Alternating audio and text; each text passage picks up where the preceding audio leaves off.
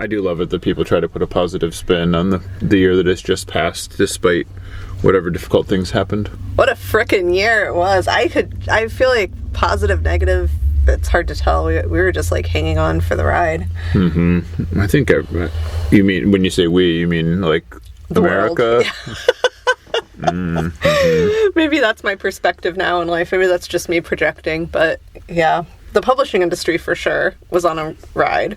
Hi, I'm Joe Beal, the founder and CEO of Microcosm Publishing. I'm also the author of A People's Guide to Publishing, which distills what I've learned from selling millions of books over the past 28 years. I'm Elly Blue, the vice president of Microcosm. We started this podcast to share what we've learned with newer publishers, so you can learn from our mistakes. Or maybe you just want to learn about the publishing industry. This week, we are going to provide our annual feature, A Year in Review. You mean this year? Happy New Year! For 2025, a year of so many highlights, so many lowlights. Most of 2025, like what I heard from publishers, was that margins got razor thin. They were still really nervous about costs going up. There was just a lot of general, worry about being able to have a profitability range at all. Yeah. I would say 2025 was a year of great economic uncertainty. Yeah. But not necessarily like bad economy. Right, and this was the trouble, was that we had kind of been braced for a bad economy now for, well, we're closing in on 6 years now. It's like, but we haven't really had it, interestingly enough. But after the election, that was when stores and people, started to get concerned that the economy was finally going to go. And then tariffs happened, so then people were thoroughly convinced that it was going to go south.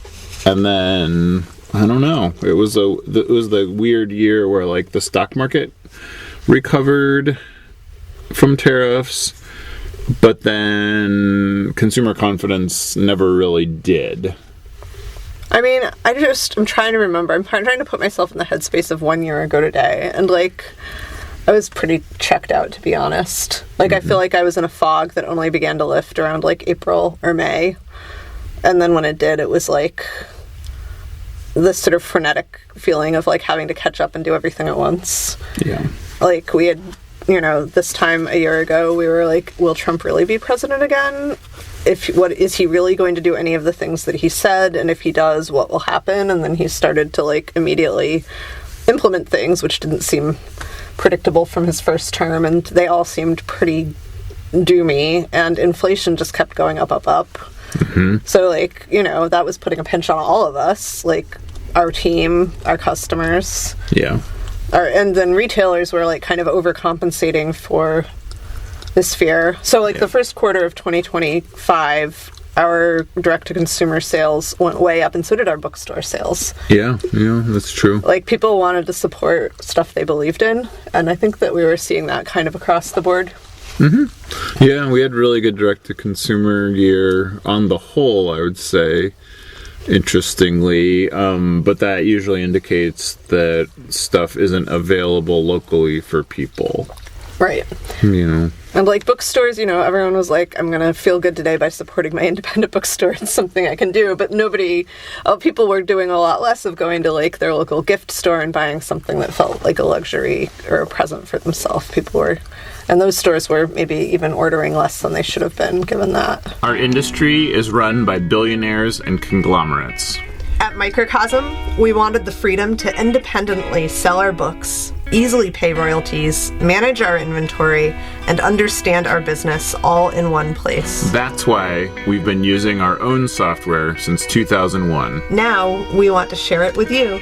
Working Lit is the only business success software that is created and owned 100% by publishers for publishers. Join Working Lit and get the agency you need to help your business grow. Visit workinglit.com to try it for free. From about April until September, Amazon basically choked off their purchasing algorithm, or however it's managed, whatever, however they do that. Their AI decided. And this was majorly felt by publishers. I heard about it from a lot of people. We're still hearing about it. Like, it's... And because of the timeline delays, you would just now be starting to get payments from when sales resumed in September, or when purchasing resumed in September. So yeah, that's a tough one. Also notable, Baker & Taylor went out of business and sold their publisher services division to Lakeside. That was huge. That was rather seismic. That definitely affected the library market and wholesale market generally, and sales to Amazon. And it's going to majorly affect a lot of publishers in terms of they're going to have to write off a ton of debt. So right. That's going to be huge. Yeah, that email from Baker & Taylor being like, if we owe you money, you will not be receiving it. That was great. Right. Great feature of 2025. Yeah. So there was that.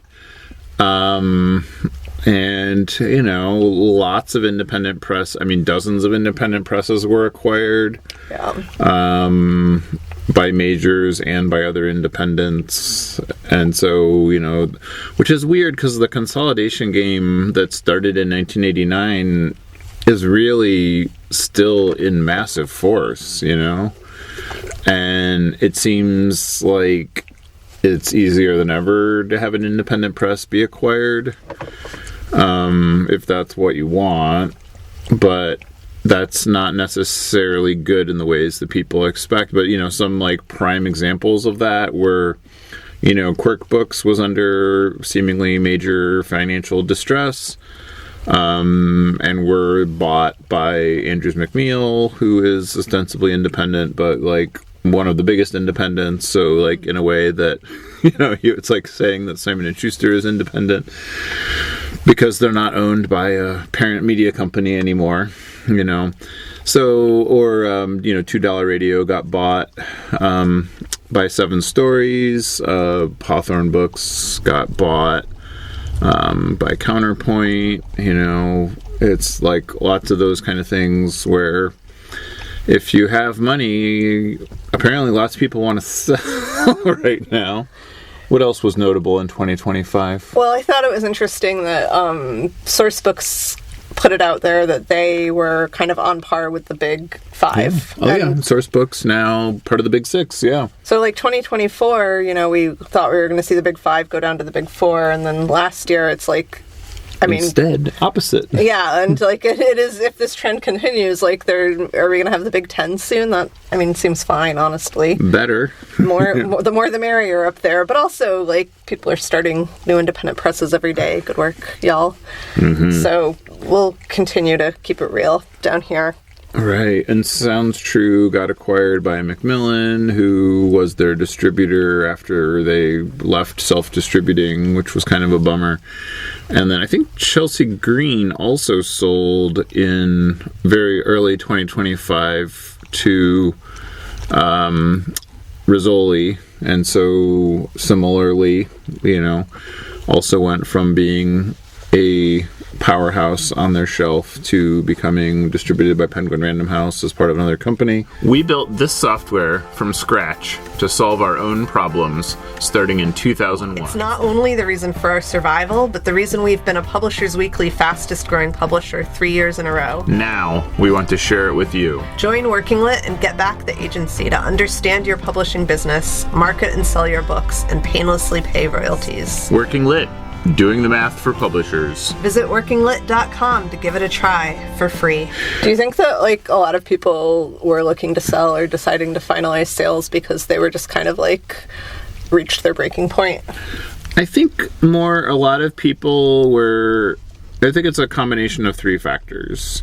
I think 2025 was a financially challenging year because of the tariffs and the expectation of the economy. And Amazon and tariffs, and a lot of people who had been, and we felt this too a little bit, where we had been writing budgets from like massive growth years from 2021 to, 2024, where we had to finally say like, okay, we're not going to continue this doubling every year growth stream, and we need to make budgets like it. And, we had to pay off a lot of infrastructure costs that we took on during the pandemic, like, buying another warehouse and, all the costs that come with that. And, all the software development work that we do. And, we had to say, like, okay, like, let's expect that we're not going to grow aggressively through this year, but we still have to pay all these costs. And I think a lot of publishers, are in a similar boat, or maybe aren't as quick to pivot on their budgets, that they would have a lot of money in debts, but they're not going to be seeing the levels of financial growth that they were over the previous 5 years. So it's like that, while like sales are being choked a little bit, and then the third factor I'd say is like people aging out. Like, this was another major factor I've heard, is that the industry changed so much that even if you weren't ready to retire, which a lot of people were that sold these companies, you were taxed and challenged by the changing industry, that you sort of didn't want to learn a new young person's game. So you were just like, oh, just somebody buy me. Yeah, I mean, I feel like we also saw the rise of TikTok as a shopping venue. Yeah. And, like, direct-to-consumer sales. And that was something that the majors got on right away. I think part of it is that, like, for that to scale, you kind of need to have infrastructure and IT systems in place, so the majors were maybe better suited to it. But no one's ever accused them of that before. I know, but they have ways to ship books. That's true. In the millions, that's true. Yeah, that's great. And they have the huge back catalog, so they can gamble on it, and they have young interns and young publicity people who are smart enough to do it. Loves to tell me, and I don't remember the exact statistics, so I don't really pay attention, I guess.